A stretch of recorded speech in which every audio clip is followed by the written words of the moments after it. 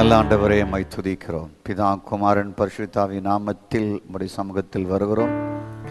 எங்களுக்கு கொடுக்கப்பட்ட இந்த மாலை ஆராதனைக்காக நன்றி. இந்த வேத பாட கூட்டத்திற்காக நன்றி. கர்த்தரை கண்டடைய சமயத்தில், தக்க சமயத்தில் கண்டடையுங்கள் என்ற வேத வார்த்தையின்படி நாங்கள் உம்முடைய சமூகத்தில் வருகிறோம். இந்த ஆராதனையில் இந்த வார்த்தையை ஆசீர்வதிங்க.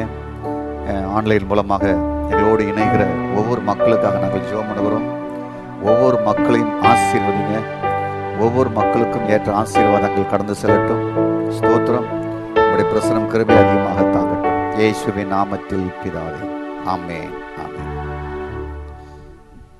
உம்மோடு செலவிடும் ஒவ்வொரு நிமிடமும் வீணாக போகாதையா, என்னை பலவானாய் மாற்றுமையா. இந்த பாடலை பாடி நம் கர்த்தருடைய நாமத்தை மகிமைப்படுத்துவோமாக. நீங்கள் எந்த இடத்துல பார்த்து கொண்டு இருக்கிறீங்களோ அந்த இடத்துல நல்ல கைகளை தட்டி உற்சாகமாக கர்த்தரை பாடி மகிமைப்படுத்துங்க.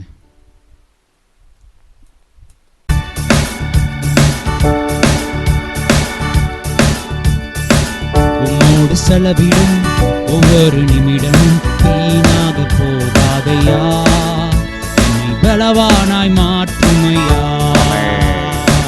உம்மோடு செலவிடும் ஒவ்வொரு நிமிடமும் வீணாக போகாதையா, என்னை பலவானாய் மாற்றுமையா. ஓ தேவ பிரசன்னம், என்ன ஆனந்தம். ஓ தேவ பிரசன்னம், என்ன ஆனந்தம். ஆகாயம் கொண்டு செல்லுதே, ஆகாயம் கொண்டு செல்லுதே, ஆகாயம் கொண்டு செல்லுதே, என்னை ஆகாயம் கொண்டு செல்லுதே. உன்னோடு செலவிடும் ஒவ்வொரு நிமிடமும் வீணாக போகாதையா, என்னை பலவானாய் மாற்றுமையா. உன்னோடு செலவிடும் ஒவ்வொரு நிமிடமும் வீணாக போகாதையா, என்னை பலவானாய் மாற்றுதையா. வானத்திலே தூதரெல்லாம் பரிசுத்தரே என்று தொழுகிறார்களே, வானத்திலே தூதரெல்லாம் பரிசுத்தரே என்று தொழுகிறார்களே. பூமியிலே மண்ணான நான் உன் நாமம் வாழ்கவென்று தொழுகிறேனையா. பூமியிலே மண்ணான நான் உன் நாமம் வாழ்கவென்று தொழுகிறேனையா. ஓ தேவ பிரசன்னம், என்ன ஆனந்தம்.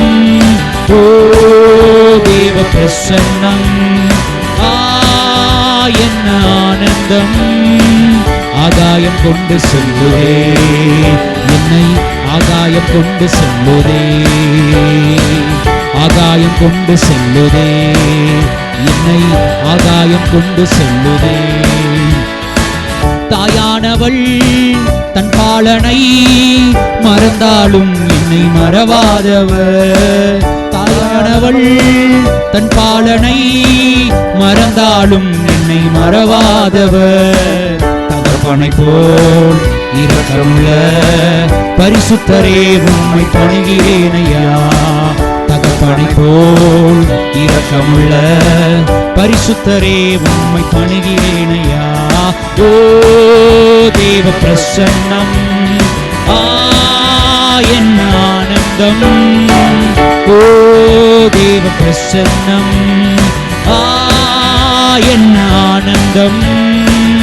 ஆகாயம் கொண்டு செல்லுதே, என்னை ஆகாயம் கொண்டு செல்லுதே, ஆகாயம் கொண்டு செல்லுதே, என்னை ஆகாயம் கொண்டு செல்லுதே. உம்மோடு செலவிடும் ஒவ்வொரு நிமிடமும் வீணாக போகாதையா, என்னை பலவானாய் மாற்றுதையா. உம்மோடு செலவிடும் ஒவ்வொரு நிமிடமும் வீணாக போகாதையா, என்னை பலவானாய் மாற்றுதையா. என் இயேசுவே உம்மாவியால் ஒரு விசையா என்னை நிரப்பிடுமையா. என் இயேசுவே உம்மாவியால் ஒரு விசையா என்னை நிரப்பிடுமையா. உலகத்திலே உமக்காக நான் உயிருள்ள நாள் வரையில் உழைத்திடுவேனே. உலகத்திலே உமக்காக நான் உயிருள்ள நாள் வரையில் உழைத்திடுவேனே. ஓ தேவ பிரசன்னம், என்ன ஆனந்தம். ஓ தேவ பிரசன்னம், என்ன ஆனந்தம். ஆகாயம் கொண்டு செல்லுதே என்னை, ஆகாயம் கொண்டு செல்லுதே, ஆகாயம் கொண்டு செல்லுதே என்னை, ஆகாயம் கொண்டு செல்லுதே. உன்னோடு செலவிடும் ஒவ்வொரு நிமிடமும் வீணாக போகாதையா, என்னை பலவானாய் மாற்றுமையா. உன்னோடு செலவிடும் ஒவ்வொரு நிமிடமும் வீணாக போகாதையா, என்னை பலவானாய் மாற்றுமையா. சேர்ந்து ஒரு விசை சொல்லாமா? ஓ தேவ பிரசன்னம், என்ன ஆனந்தம். ஓ தேவ பிரசன்னம், என்ன ஆனந்தம். ஆகாயம் கொண்டு செல்லுதே என்னை, ஆகாயம் கொண்டு செல்லுதே, ஆகாயம் கொண்டு செல்லுதே என்னை, ஆகாயம் கொண்டு செல்லுதே. இன்னும் ஒரு பாடலை பாடி நாம் கர்த்தரை மகிமைப்படுத்துவோம். கர்த்தர் நல்லவர். எங்களோடு சேர்ந்து நீங்கள் எல்லாரும் பாடும்படியாக அன்போடு கேட்டுக்கொள்கிறேன். ஆண்டவர்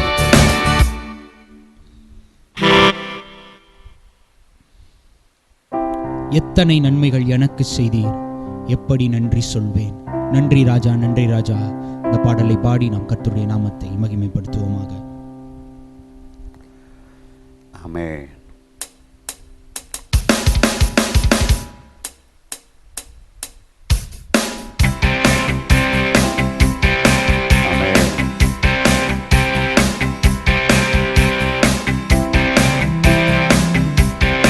எத்தனை நன்மைகள் எனக்கு செய்தீர், எப்படி நன்றி சொல்வேன். நான் எப்படி நன்றி சொல்வேன். எத்தனை நன்மைகள் எனக்கு செய்தீர், எப்படி நன்றி சொல்வேன்.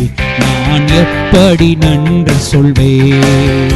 நன்றி ராஜா, நன்றி ராஜா, நன்றி ராஜா இயேசு ராஜா. நன்றி ராஜா, நன்றி ராஜா, நன்றி ராஜா இயேசு ராஜா. கரங்களை பிடித்து கண்மணி போல காலமெல்லாம் காத்தீ. கரங்களை பிடித்து கண்மணி போல காலமெல்லாம் காத்தீ, காலமெல்லாம் காத்தீ. ஐயா எத்தனை நன்மைகள் எனக்கு செய்தீர், எப்படி நன்றி சொல்வேன். நான் எப்படி நன்றி சொல்வேன். ஐயா எத்தனை நன்மைகள் எனக்கு செய்தீர், எப்படி நன்றி சொல்வேன். நான் எப்படி நன்றி சொல்வேன். நன்றி ராஜா, நன்றி ராஜா, நன்றி ராஜா இயேசு ராஜா. நன்றி ராஜா, நன்றி ராஜா, நன்றி ராஜா இயேசு ராஜா. தாழ்மையில் இருந்தேன் தயவாய் நினைத்தி தேவனே உம்மை துதிப்பேன். தாழ்மையில் இருந்தேன் தயவாய் நினைத்தி தேவனே உம்மை துதிப்பேன். தேவனே உம்மை துதிப்பேன். ஐயா எத்தனை நன்மைகள் எனக்கு செய்தீர், எப்படி நன்றி சொல்வேன். நான் எப்படி நன்றி சொல்வேன். ஐயா எத்தனை நன்மைகள் எனக்கு செய்தீர், எப்படி நன்றி சொல்வேன். நான் எப்படி நன்றி சொல்வேன். பலவீனன் என்று தள்ளிவிடாமல் பலத்தால் இடை கட்டினீர். பலவீனன் என்று தள்ளிவிடாமல் எங்கள் பலத்தால் இடை கட்டினீர், பலத்தால் இடை கட்டினீர். ஐயா எத்தனை நன்மைகள் எனக்கு செய்தீர், எப்படி நன்றி சொல்வேன், நான் எப்படி நன்றி சொல்வேன். ஐயா எத்தனை நன்மைகள் எனக்கு செய்தீர், எப்படி நன்றி சொல்வேன், நான் எப்படி நன்றி சொல்வேன். பாவத்தினாலே மரித்து போய், பாவத்தினாலே மரித்து போயிருந்தேன், கிருபையாய் ரட்சித்தீரே. பாவத்தினாலே மரித்து போயிருந்தேன், கிருபையாய் ரட்சித்தீரே, கிருபையாய் ரட்சித்தீரே. ஐயா எத்தனை நன்மைகள் எனக்கு செய்தீர், எப்படி நன்றி சொல்வேன், நான் எப்படி நன்றி சொல்வேன். ஐயா எத்தனை நன்மைகள் எனக்கு செய்தீர், எப்படி நன்றி சொல்வேன். ஐயா எப்படி நன்றி சொல்வேன். எனக்காக உயிர்த்தீர், எனக்காய் மீண்டும் வருவீர். எனக்காக மரித்தீர், எனக்காக உயிர்த்தீர், எனக்காய் மீண்டும் வருவீர், எனக்காய் மீண்டும் வருவீர். ஐயா எத்தனை நன்மைகள் எனக்கு செய்தீர், எப்படி நன்றி சொல்வேன், நான் எப்படி நன்றி சொல்வேன். ஐயா எத்தனை நன்மைகள் எனக்கு செய்தீர், எப்படி நன்றி சொல்வேன், நான் எப்படி நன்றி சொல்வேன். நன்றி ராஜா, நன்றி ராஜா, நன்றி ராஜா, இயேசு ராஜா. நன்றி ராஜா, நன்றி ராஜா, நன்றி ராஜா, இயேசு ராஜா. நன்றி ராஜா. Glory to God. நன்றி நன்றி நன்றி நன்றி. Glory to Jesus, glory to Jesus. ஆமென். எனக்காக மரித்தீர், எனக்காக உயிர்த்தீர், எனக்காய் மீண்டும் வருவீர். எனக்காக மரித்தீர், எனக்காக உயிர்த்தீர், எனக்காய் மீண்டும் வருவீர். எனக்காய் மீண்டும் வருவீர். ஐயா எத்தனை நன்மைகள் எனக்கு செய்தீர், எப்படி நன்றி சொல்வேன், நான் எப்படி நன்றி சொல்வேன். நன்றி ராஜா, நன்றி ராஜா, நன்றி ராஜா, இயேசு ராஜா. நன்றி ராஜா, நன்றி ராஜா, நன்றி ராஜா, இயேசு ராஜா. நல்ல ஆண்டவரே, இந்த மாலை நேரத்திற்காக நன்றி.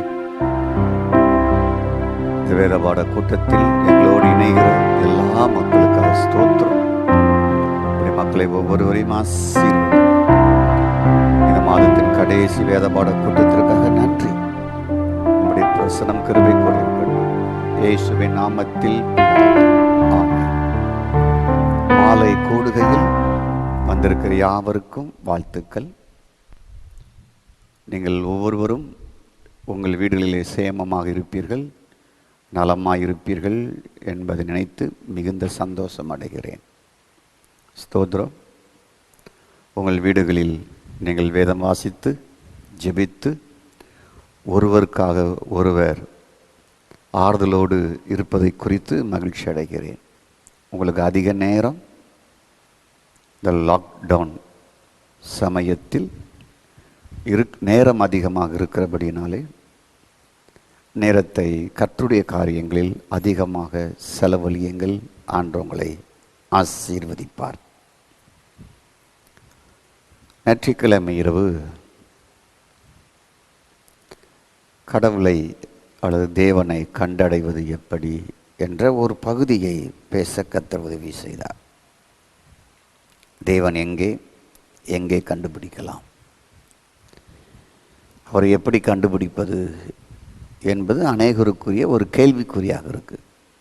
அந்த கேள்விக்குரியவைகளில் சில பதில்களை நாம் போன வாரத்தில் பெற்றோம். கடவுள் ஒருவர் இருக்கிறார் என்றால் அதற்கு ஆதாரம் மனிதன் இந்த பூமியில் இருப்பது. மனிதன் இந்த பூமியில் இருக்கிறபடினாலே கடவுள் ஒருவர் இருக்கிறார் என்பதை நாம் சொல்ல முடியும். கடவுள் அன்புள்ளவர் என்றால் அந்த அன்பை வெளிப்படுத்த அவருக்கு ஒரு நபர் தேவை. அதற்காக மனிதனே படைக்கப்பட்டான். வானத்தில் உள்ளவைகள் பூமிக்காக படைக்கப்பட்டது. பூமி மனிதனுக்காக படைக்கப்பட்டது. மனிதன் தேவனுக்காக படைக்கப்பட்டவர். இதுதான் சூத்திரம். இந்த சூத்திரத்தை புரிந்துவிட்டால் கடவுளை கண்டுபிடித்து விடலாம். கடவுளை கண்டுபிடிப்பதற்கு சிரமம் அல்ல, ஆனால் சிலர் சிரமப்படுகிறார்கள், தங்களை வருத்தி கொள்ளுகிறார்கள், தங்களை எவ்வளவு ஒடுக்க வேண்டுமோ அவ்வளவு ஒடுக்கி கொள்ளுகிறார்கள். கடவுளை எப்படியாவது கண்டடையணும், அவருக்கு பிரியமாக இருக்க வேண்டும் என்பதற்காக பல முயற்சிகளை அவர்கள் எடுக்கிறார்கள். அதெல்லாம் பாராட்ட வேண்டிய விஷயம், தப்பு என்று சொல்ல முடியாது. அவங்களுடைய மனம் இறைவனை தேடுகிறது. ஆகவே அவர்கள் ஒரு வழியில் வே ஆஃப் வியூவில் போயிட்டுருக்கிறாங்க. ஆகவே அது தப்புன்னு நம்ம சொல்ல முடியாது. ஆனால் பக்தி உள்ளவனை கர்த்தர் தமக்கென்று தெரிந்து கொள்கிறார். அது மிக முக்கியமான விஷயம். கர்த்தருடைய கண்கள் பூமி எங்கும் உலாவுகிறது. யாராவது ஒரு நல்லவன் இருப்பானா என்று சொல்லி. அதேவேளை பூமியிலே நல்லவர்களும் கடவுளை தேடி பயணம் செய்து கொண்டே இருக்கிறார்கள். கர்த்தருக்கு ஸ்தோத்திரம். நன்றாய் நாம் புரிய வேண்டும். கடினமான ஒரு காரியத்தை சொல்லி கர்த்தருக்கு ஸ்தோத்திரம், கடவுளை நீங்கள் இந்த வழியில் தேடுங்கள் என்று சொன்னால் ரொம்ப இலகுவாக மக்கள் தேடிடுவாங்க. அதுக்கு கஷ்டப்படவே மாட்டாங்க. ரொம்ப இலகுவாக தேடுவாங்க, ரொம்ப கஷ்டப்பட்டு தேடுவாங்க. ஒரு பாரமான ஒரு செயலை, ஒரு கஷ்டமான செயலை அதிக செலவு செய்து பிரயாசப்பட்டு செய்கிற செயலை கடவுளை கண்டடைவதற்கு இதெல்லாம் செய்ய வேண்டும் என்று சொன்னால், என்னோட கடவுள் எம்பெருமான் அல்லவா, அவரை கண்டுபிடிப்பது கடினம் அல்லவா, ஆகவே கடினமாய் முயற்சி செய்ய சொன்னால் செய்வார்கள். ரொம்ப இலகுவானதை சுலோபமானதை சொன்னால் அது ஏற்றுக்கொள்வதற்கு மனுஷனுக்கு மனம் இல்லாமலே இருக்கிறது. ஸ்தோத்திரம். கடவுளை பலர் பல விதங்களில் வணங்குகிறார்கள். பல சித்திரங்களை தங்களுக்கு முன்பாக வைத்து, உருவங்களை வைத்து வழிபடுகிறார்கள். இதுபோல் ஒரு அம்மா இருந்தாங்க பைபிளில். அவங்கள சொல்லிட்டு தான் நான் போன வாரத்தில் முடித்தேன். அந்த அம்மாவை பற்றி பார்க்க போகிறோம். இயேசு சமாரியா என்ற ஒரு தேசத்திற்கு போகிறார். சமாரியா என்ற தேசத்திற்கு யூதர்கள் போக மாட்டார்கள். அவங்க ஹை சொசைட்டியில் உள்ளவங்க, உயர்ந்த இனத்தை சேர்ந்தவங்க. இந்த சமாரியா என்கிறது ஒரு காலனி, இழிவானவர்கள், மோசமானவர்கள், கடவுளுக்கு விரோதிகள் என்று அந்த மக்களோட உறவு வைத்துக் கொள்ள மாட்டார்கள். அவர் ஊர்களுக்கு போக மாட்டார்கள், ஊர் வழியாக பிரயாணம் பண்ண மாட்டார்கள். இயேசு பிரயாணம் செய்தார். ஸ்தோத்திரம். அப்படி பிரயாணம் செய்யும் பொழுது ஒரு பெண், சமாரியா என்ற பெண் தண்ணீர் மொண்டு கொள்வதற்கு மதிய வேளையிலே ஒரு கிணற்றண்டையில் வருகிறார்கள். அப்பொழுது அந்த அம்மாவிடத்தில் தாகத்துக்கு தண்ணி தா என்று 4ஆம் அதிகாரம் 8ஆம் வசனத்தில் யோவானில் சொல்லப்பட்டிருக்கு. தாகத்துக்கு தண்ணி தாமா என்று கேட்கிறார். அந்த அம்மா கேட்டாங்க, நீங்கள் யூதர்கள் எங்களோட சம்பந்தம் வைத்து கொள்ள மாட்டீங்க, உறவு வைத்து கொள்ள மாட்டீங்க, எங்களை பார்க்குற பார்வையே ஒரு மாதிரியாக இருக்கும். அப்படி இருக்கும்போது எங்ககிட்ட தண்ணி கேட்குறீங்களே, ஆச்சரியமாக இருக்குது என்று அந்த அம்மா சொல்கிறாங்க. போல இயேசுனார் சொன்னார், தேவனுடைய ஈவையும் தாகத்துக்கு தா என்று உடத்தில் கேட்கிறவர் இன்னார் என்று நீ அறிவாய் என்றால், நீயே அவிடத்தில் தாகத்துக்கு தண்ணீர் தா என்று கேட்டிருப்பீர். அவர் உனக்கு உயிருள்ள தண்ணீர், வாழ வைக்கிற தண்ணீர், ஜீவ தண்ணீரை கொடுத்திருப்பார் என்று சொல்லுகிறார். இப்போ யூதனா இயேசுவை பார்த்த இந்த அம்மா இப்பொழுது, ஆண்டவரே மொண்டு கொள்ளும் இடத்தில் பாத்திரம் இல்லையே என்று சொல்லுகிறார்கள். தண்ணின்னா மொண்டு கொள்ள பாத்திரம் வேணும் இல்லையா? சரி, இந்த கிணத்துல தான் அந்த அம்மா தண்ணி பிடிக்க போகிற அந்த கிணத்தில் தான் இவர் தண்ணியை மொண்டு கொடுப்பார் என்று நினைத்து, இந்த கிணறு ஆழமாக இருக்கிறது, உங்கள்கிட்ட பாத்திரம் இல்லை, எப்படி எங்களுக்கு ஜீவ தண்ணீர் தரப்போறீர் என்று கேட்கிறார்கள். உடனே அந்த அம்மா மதம் சார்ந்த வழியாக போகிறாங்க. மதம் சார்ந்த வழி என்றால், யூத மதத்தில் யாக்கோபு என்கிற ஒரு பிதா இருந்தார். அந்த பிதாவை பார்க்கல நீர் பெரியவரா அப்படின்னு ஒரு ஆச்சரியமான ஒரு கேள்வி கேட்டாங்க. ஏனென்றால் யாக்கோபு என்ற அந்த பிதா யூதர்களுக்கு ரொம்ப மிக முக்கியமானவர். ஆபிரகாம், ஈசாக், யாக்கோபு என்கிற மிக முக்கியமான நபிகள், முனிவர்கள், போற்றப்படக்கூடியவர்கள். இயேசு சொன்ன, இந்த தண்ணி குடித்தா உனக்கு தாகம் உண்டாகுமா? நான் கொடுக்குற தண்ணீரை குடித்தா நித்திய காலமாக தாகமே உனக்கு உண்டாகாது, உனக்குள்ளே ஊறுகிற ஒரு ஊற்றாக இருக்கும் அப்படின்னு சொல்கிறார். அப்போ எனக்கு தாகம் உண்டாகாமல் இருக்க, எனக்கு தண்ணீர் தாங்க அப்படின்னு அந்த அம்மா கேட்குறாங்க. அப்போ புருஷனை போய் அழைத்துட்டு வாங்க அப்படின்னு இயேசுநாதர் சொல்லுகிறார்.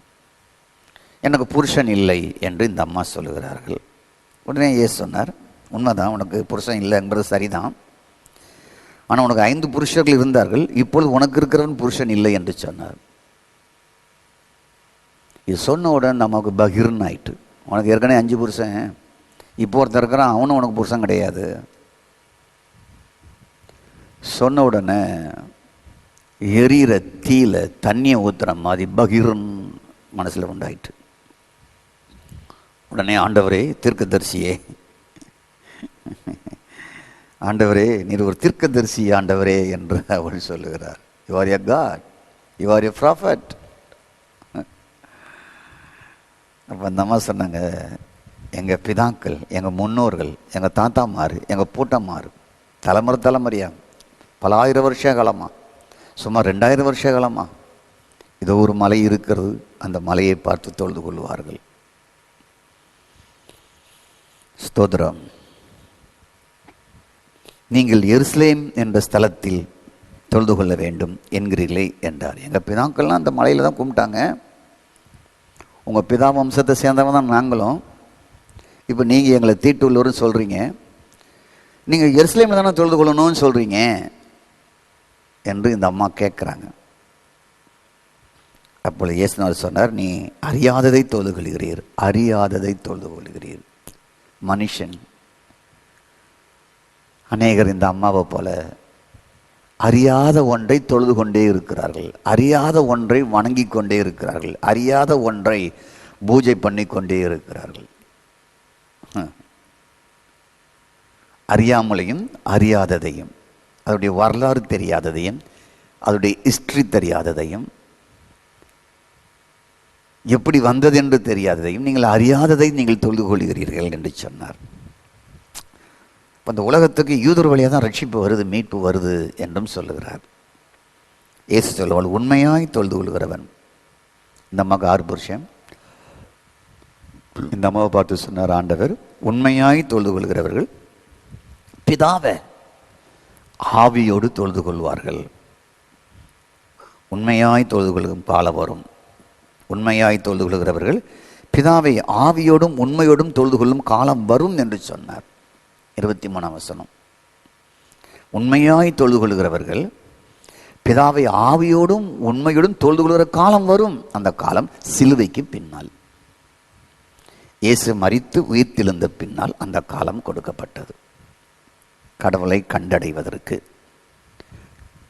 நான் தேடுகிற கடவுள், நான் அறியாமல் வணங்கி கொண்டிருக்கிற கடவுள், நான் அறியும் கடவுளாக இருக்க, உலகத்தை படைத்த கடவுளாக இருக்க. ஸ்தோத்திரம். சிலுவைக்கு பின் ஒரு புதிய வாசல் உருவானது உயிர்த்தெழுந்த பின்பு. அவரை எப்படி கண்டடைய முடியும் என்றால், உண்மையாய் தொழுது கொள்கிறவர்கள் பிதாவை, தந்தையை ஆவியோடும் உண்மையோடும் தொழுது கொள்ளும் காலம் வரும். ஆனால் அந்த காலம் இப்பொழுது வந்திருக்கிறது. நவ் என்று சொல்லுகிறார். இப்பொழுதே வந்திருக்கிறது. தம்மை தொழுது கொள்கிறவர்கள் இப்படிப்பட்டவர்களாக இருக்கும்படி பிதாவானவர் விரும்புகிறார். உங்களையும் என்னையும் படைத்த சிருஷ்டிகளின் தேவன் எப்படி விரும்புகிறார் என்றால், உண்மையாய் தொழுது கொள்கிறவர்கள் ஆவியோடு தொழுது கொள்ள வேண்டும். ஆவியினாலே கடவுளை கண்டடைய வேண்டும். ஆவியினாலே தொழுது கொள்ள வேண்டும். இதுதான் உங்களையும் என்னையும் படைத்தவருடைய விருப்பம், அவருடைய டிசையர். அதுதான் அவருடைய விருப்பம், அவருடைய பிரியம். என்னன்னா, ஸ்தோத்திரம், ஆடு மாடு பலி செலுத்தி இரத்தத்தெல்லாம் சிந்தி நேர்ந்து கொண்டதெல்லாம் கொண்டு போய் கொடுத்து, உடலை வருத்தி உடலை கொன்று இந்த உடலுக்கு ஒரு பக்தி வேஷத்தை கொடுத்து அதற்கு ஒரு ஆடையை உடுத்தி, இப்படியெல்லாம் மனுஷன் தொழுது கொள்வது கடவுளை கண்டுபிடிப்பதற்கு என்று பல இருந்தாலும், அவருடைய விருப்பம் எப்படின்னா, நீ ஆவியினால என்னை தொழுது கொள்ளலாம் என்று சொல்லுகிறார். அப்போ உங்களுக்கு ஒரு ஆவி இருக்கிறது, ஒரு சரீரம் இருக்கிறது, ஒரு மனம் என்ற, ஒரு இதயம் என்ற ஒரு ஆத்துமாய் உங்கள் எல்லாருக்கும் இருக்கிறது. இந்த சரீரமாகிய கூட்டுக்குள் வாழுகிற அந்த ஆவிதான் உண்மையான மனுஷன். இது ஒரு 60 வருஷமோ 70 வருஷமோ 80 வருஷமோ 90 வருஷமோ 95 வருஷமோ 100 வருஷமோ இந்த கூட்டுக்குள்ள உண்மையான ஒரிஜினலான ஆவியின் மனுஷன் குடியிருக்கிறான். அவ்வளோதான். ஒரு வீட்டில் 1 வருஷம் குடியிருப்பது போல, திரும்பி மாறிவிட்டு அடுத்த வீட்டுக்கு போவது போல, ஒரு வாடகை வீட்டில் ஒரு 10 வருஷம் குடியிருந்து அந்த வீட்டை காலி பண்ணிட்டு சொந்த வீட்டுக்கு போவது போல, ஆவியான மனிதன் இந்த சரீரமாகிய கூட்டுக்குள் அவன் தங்கியிருந்து இந்த கண்ணு வழியாக பார்க்கிறான், காது வழியாக கேட்கிறான், வாய் வழியாக பேசுகிறான். வெளிப்புற தோற்றத்தில் இருக்கிற நீங்கள் அல்ல. உங்களுக்குள்ள ஒரு ஆவியின் மனிதன் இருக்கிறான். அவன் மூலமாக கடவுளை பார்க்க வேண்டும், தேட வேண்டும், தொழுது கொள்ள வேண்டும், ஆராதிக்க வேண்டும். மதங்களில் நாம் கற்றுக்கொண்ட முறை இந்த சரீரத்தில் தொழுது கொள்வது, இந்த சரீரத்தில் தேடுவது, இந்த சரீரத்தை வருத்தி கொள்வது, இந்த சரீரத்தை உருமாற செய்வது, இந்த சரீரத்தின் வழியாக கடவுளை தேட ஓட அலைய செய்வதெல்லாம் செய்கிறோம். எதற்கு? கடவுளை எப்படியாவது கண்டுபிடிக்கணுங்கிறதுக்காக தான். வேற ஒன்றும் இல்லை. ஆனால் நீங்கள் போகிற வழி பரவாயில்ல, ஆனால் அந்த வழியில் என்னை கண்டுபிடிக்க முடியாது. நீங்கள் முயற்சி செய்கிறீங்க, பரவாயில்ல. என்னை நான் விரும்புகிற பிரகாரம் நீ என்னை கண்டுபிடிக்கலாம். உன் ஆவி, உனக்குள்ள இருக்கிற ஒரு மனுஷன் இருக்கிறான், ஆவியின் மனுஷன் இருக்கிறான். அந்த ஆவியின் மனுஷனுக்கு கண்ணு இருக்கு, அந்த ஆவியின் மனுஷனுக்கு மனசு இருக்கு. அந்த மனுஷன் தன் ஆவியினாலே என்னை தேட வேண்டும், தொழுது கொள்ள வேண்டும், ஆராதிக்க வேண்டும் என்று இயேசு சொன்னார். சரி, தேவனை நாங்கள் இந்த மலையில் ஆராதிக்கிறோம். எங்கள் பிதாக்கள் இந்த மலையில் தொழுது கொண்டு வந்தார்கள், நீங்கள் எருசலேமிலே தொழுது கொள்ளுகிறீர்கள் என்று அந்த அம்மா சொன்னாங்க. நாங்கள் இங்கே தொழுது கொள்ளுகிறோம், நீங்கள் அங்கே தொழுது கொள்ளுறீங்க என்று சொல்லுகிறார்கள். இயேசு என்ன சொன்னார் என்றால், கடவுளை உண்மையாக நீ தேடன்னு விரும்பினா உன் ஆவியினால் நீ அவரை தொழுது கொள்ள வேண்டும், ஆவியினால் அவரை தேட வேண்டும். அதுதான் படைத்த தந்தையினுடைய விருப்பம் என்று சொன்னார். ஸ்தோத்திரம். அப்படி என்றால் என்ன? இந்த மலையும் அல்ல, அந்த மலையும் அல்ல, இந்த கட்டடமும் அல்ல, அந்த கட்டடமும் அல்ல. ஸ்தோத்திரம். நல்லா புரிந்து கொள்ளுங்க. இந்த கட்டடமும் அல்ல, அந்த கட்டடமும் அல்ல, இந்த மலையும் அல்ல, அந்த மலையும் அல்ல. கர்த்தருக்கு ஸ்தோத்திரம். அப்போ ஒரு சிறப்பான ஒரு இடம் கடவுள் தங்குகிற இடம் என்று நினைக்கிறோம். அதை நினைத்து கடவுளை அந்த இடத்தில் நாம் தேடுகிறோம். அந்த இடத்துல போய் கடவுளை தேடுகிறோம். திருத்தலம் என்று சொல்லி போய் தேடுகிறோம். நீங்கள் சாலமோன் என்கிறவரை நீங்கள் பார்ப்பீர்கள் என்றால், உலகத்தில் வானத்தையும் பூமியும் படைத்த தேவாதி தேவனுக்கு ஒரு ஆலயத்தை கட்டினார். ஸ்தோத்திரம். அது 1 ராஜாக்களின் புஸ்தகம் 8ஆம் அதிகாரத்தில் பார்த்தா அழகாக சொல்லப்பட்டு இருக்கிறது. கர்த்தருக்கு ஸ்தோத்திரம். ஒரு பெரிய ஜெபமே பண்ணுறார். அந்த ஆலயத்துக்கு முன்னால் இருந்து ஒரு பெரிய ஜெபமே பண்ணுகிறார். கர்த்தருக்கு ஸ்தோத்திரம். எப்பா பிரைஸ் காட், நீங்கள் இந்த ஆலயத்தில் வந்து யாரெல்லாம் ஜெபம் பண்ணுறாங்களோ பிரைஸ் காட், நீங்கள் அதெல்லாம் கேட்கணுங்கிறத ஒரு அழகாக சொல்லி ஜெபம் பண்ணுகிறார். அதே வேளையில் அவர் சொல்லி ஜெபிக்கும் பொழுது, ஸ்தோத்திரம், தேவரீர் வாசம் பண்ணத்தக்க வீடும் நீர் என்றென்றைக்கும் தங்க நிலையான ஸ்தலமாய ஆலயத்தையும் உமக்கு கட்டினேன் என்று சொல்லி இஸ்ரவேல் சபையார் எல்லாரையும் ஆசீர்வதித்தான் என்று சொல்லுகிறார். ஸ்தோத்திரம் உண்டாவதாக. என் தகப்பன் இந்த ஆலயத்தை கட்ட வேண்டும் என்று விரும்பினார், நீர் என்னை கொண்டு கட்டினீர், அதற்கு நன்றி என்று சொல்லுகிறார். இஸ்ரவேல் தேவனாக கர்த்தாவே, வானத்திலும் பூமியிலும் உமக்கு ஒப்பான தேவன் இல்லை, முழு இதயத்தோடும் உமக்கு முன்பாக நடக்கிறோம், அது அடியாருக்கு உடன்படிக்கையும் கிருபையும் காத்து வருகிறீர் என்று சொல்லுகிறார். ஆனால் உங்களுக்கு நான் ஒரு ஆலயத்தை கட்டுறேன் பார்த்தீங்களா, இந்த ஆலயம் வானத்தையும் பூமியும் படைத்த ஆண்டவரே, இந்த ஆலயம் எம்மாத்திரம் என்று சொல்லி முடிக்கிறார். ஸ்தோத்திரம். இந்த ஆலயம் எம்மாத்திரம். நீர் வானத்தையும் பூமியும் படைத்தவர், இந்த ஆலயம் எம்மாத்திரம். அவன் தங்கத்தாலேயே கட்டியிருந்தான். முழு ஆலயத்தையும் தங்க தகடாலேயே பூசி முடிச்சிட்டான். பல 1000 கோடி செலவு செய்தான். பல 1000 டன், பல 1000 டன் தங்கங்களை அவன் யூஸ் பண்ணினான். ஆனால் இந்த ஆலயம் மாத்திரம். அடுத்த தலைமுறையில் அந்த ஆலயம் இல்லை. அவருடைய மகன் ஆட்சிக்கு வந்தான், ரெகபயாம். அந்த நாட்களிலேயே அந்த ஆலயம் கொள்ளடிக்க எதிரிகள் உள்ளே நுழைந்து விட்டார்கள். ஸ்தோத்திரம். என் அருமையானவர்களே,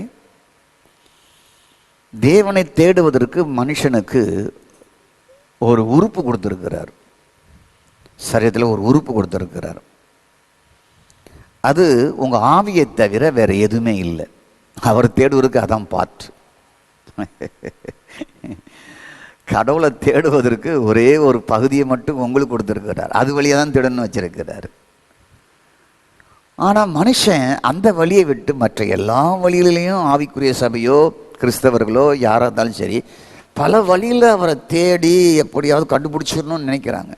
ஒரு உபவாசம் போட்டு, ஒரு ஜெபம் பண்ணி, உடலை வருத்தி, அதை மாற்றி இதை மாற்றி, பிரைஸ்க்கு இந்த சரீரத்துக்கு என்னென்னலாம் பண்ணணுமோ அதெல்லாம் பண்ணி, எப்படியாவது தன்னுடைய பக்தியை வெளிப்படுத்தி கடவுளுக்கு பிரியமாக இந்த சரீரத்தில் வாழ்ந்து அவர் எப்படியாவது கண்டுபிடிச்சிடணும், அவருக்கு பிரியமாக வாழ்ந்துரும்னு நினைக்கிறாங்க.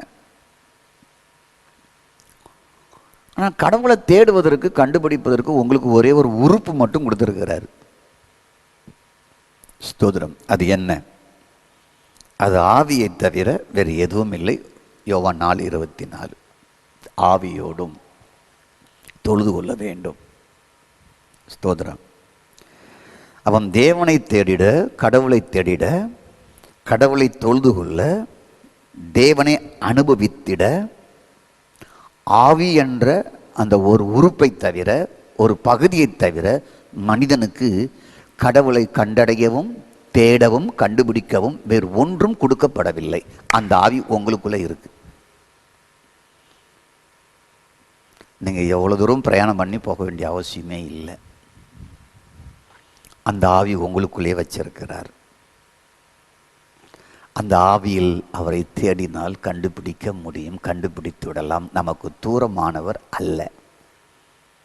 தூரமானவர் அல்லன்னு சொன்ன உடனே எனக்கு ஒரு வசனம் ஞாபகத்துக்கு வருது. நான் அடிக்கடி அந்த வசனத்தை என்னுடைய செய்தியில் நான் சொல்கிறது வழக்கம். அப்போஸ்தலர் 17ஆம் அதிகாரத்தை நான் எடுத்துக்கொள்கிறேன்.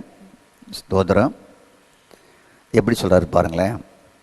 உலகத்தையும் அதில் உள்ள யாவற்றையும் 17:24 உலகத்தையும் அதில் உள்ள யாவற்றையும் உண்டாக்கின தேவனானவர் வானத்திற்கும் பூமிக்கும் ஆண்டவராக இருக்கிறபடியினால் கையினால் கட்டப்பட்ட கோவில்களில் வாசம் பண்ணுவது இல்லை. அப்போ இந்த கோவில் ஏன் கட்டணும்? நம்ம தங்க, நம்முடைய பொருளை பாதுகாத்து கொள்ள, திரளான மக்கள் வருகிறனாலே இவ்வளோ பெரிய ஆலயம். ஸ்தோத்திரம். அதற்காக தான் இந்த ஆலயம். அப்போது கைகளினால் கட்டப்பட்ட கோவிலில் அவர் வாசம் பண்ணுவது இல்லை. ஒரு புண்ணிய ஸ்தலத்தில், திருத்தலத்தில் அவர் வாசம் பண்ணுவது இல்லை. எல்லாருக்கும் ஜீவனை, எல்லாருக்கும் உயிரை, ஜீவனை, நாசில் சுவாசத்தை, சகலத்தையும், ஜீவனை மட்டுமல்ல, சுவாசத்தை மட்டுமல்ல, சகலத்தையும் கொடுக்கிறவர். சகலம் உங்கள் வீட்டுக்கு என்ன நீடோ, உங்களுக்கு ஒரு மனைவியா, உங்களுக்கு ஒரு பிள்ளையா, உங்களுக்கு சொத்தா, உங்களுக்கு வசதியா, உங்களுக்கு பணமா, உங்களுக்கு பெற்றோரா, உங்களுக்கு நல்ல வீடா, நல்ல வாழ்க்கையா, நல்ல உறவா, நல்ல வசதியா, நல்ல வாய்ப்பா, நல்ல தலைமைத்துவ பதவியா, எல்லாவற்றையும் கொடுக்கிறவர், சகலத்தையும் கொடுக்கிறவர், சகலத்தையும் கொடுக்கிறவர். அழிக்கக்கூடியதல்ல, நன்மையான சகலத்தையும் கொடுக்கிறவர். ஸ்தோத்திரம்.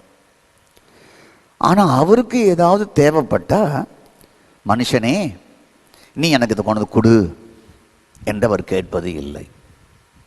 எல்லாருக்கும் எல்லாவற்றையும் கொடுக்கிற ஆண்டவர், அவருக்குன்னு ஒரு தேவை ஒன்றும் இல்லை. அவருடைய தேவையை அவன்கிட்ட கேட்பதும் இல்லை. அவர் தேவையோடு இங்கே உட்காந்துட்டு இருக்கல. ஸ்தோத்திரம். மனுஷ ஜாதியான எல்லா ஜனங்களையும் அவர் ஒரே இரத்தத்தினாலே தோன்ற பண்ணி பூமி மீதெங்கும் குடியிருக்க செய்து முன் தீர்மானிக்கப்பட்ட காலங்களையும் குடியிருப்பின் எல்லையும் முன் குறித்திருக்கிறார். ஸ்தோத்திரம். இந்தியாவில் மட்டும் 5000 இனங்கள் இருக்கிறதாகவும் அதோடைய சப் கிளை 25,000 இருப்பதாகவும் கூகுளில் தேடி பார்த்தேன். 5000 அதோடைய பிரான்ச் எல்லாம் சேர்த்து 25,000 இனமாக. மனுஷ ஜாதிகளை சகல ஜனங்களையும் அவர் ஒரே இரத்தத்தினாலே தோன்ற பண்ணி பூமியின் மீதெங்கும் குடியிருக்க செய்து யார் யார் எங்கே குடியிருக்க வேண்டும் என்ற காலங்களையும் அவர் குடியிருப்பின் எல்லையும் குறித்திருக்கிறார். அதோடு மட்டுமில்லாமல் கர்த்தராகிய தம்மை தடவியாகிலும் கண்டுபிடிக்கத்தக்க தம்மை தேடும்படி அப்படி செய்தார். பட் அவர் நமக்கு ஒருவருக்கும் தூரமானவர் அல்ல. அவரால் பிழைக்கிறோம், அவரால் அசைகிறோம் என்று வேதம் சொல்கிறது. அவரால் பிழைக்கிறோம், அவரால் அசைகிறோம், எல்லாம் அவராலே நடக்கிறது. அவர் எங்கேயும் ஒரு தூரமாக ஒளிஞ்சிக்கிட்டு இல்லை, எங்கேயும் மறைந்து கொண்டு இல்லை கடவுள். ஸ்தோத்திரம். அவர் எங்கே இருக்கிறார் கண்டுபிடிக்க வேண்டிய இடம் எது? ஆவி. ஆவி என்ற ஒரு உறுப்பை கொடுத்திருக்கிறார், ஒரு பகுதியை கொடுத்திருக்கிறார். இதன் மூலமாக கடவுளை கண்டடையலாம். நீங்கள் தேடுகிற கடவுளை, அறியாமல் இருக்கிற கடவுளை, பார்க்க முடியாமல் இருக்கிற கடவுளை, உங்களால் புரிந்து கொள்ள முடியாத கடவுளை, எம்பெருமானாகிய மகா சக்கரவர்த்தியாகிய கடவுளை, மாதேவனாகிய அந்த கடவுளை, ஸ்தோத்திரம், உங்கள் ஆவி வழியாக நீங்கள் அவரை கண்டுபிடிக்கலாம். ஸ்தோத்திரம். ஆகவே தேவனை அனுபவித்திட, அவரோடு பேச, பிரைஸ் காட், உங்களை தேவாலயமாக்கி, உங்கள் ஆவியை தேவாலயமாக்கி அந்த ஆவியில் அவர் தங்கிட உங்களுக்கு ஆவி என்ற ஒரு பகுதியை கொடுத்திருக்கிறார். இந்த ஆவியைத்தான் அவர் தேவாலயமாக மாற்றுகிறார். தேவாலயமாக்கி பரிசுத்த ஆவியானவர் 1 கொரிந்தியர் 6:19 படி நீங்கள் இதனுடைய ஆலயம், தேவனுடைய ஆவி உங்களில் வாசமாக இருக்கிறார். ஸ்தோத்திரம். அப்போ கடவுளை கண்டுபிடிப்பது ஈஸியா? ரொம்ப ஈஸி. எப்படி? ஸ்தோத்திரம். உங்களுக்கு ஒரு ஆவி இருக்கிறது என்று வேத வார்த்தை சொல்லுகிறது.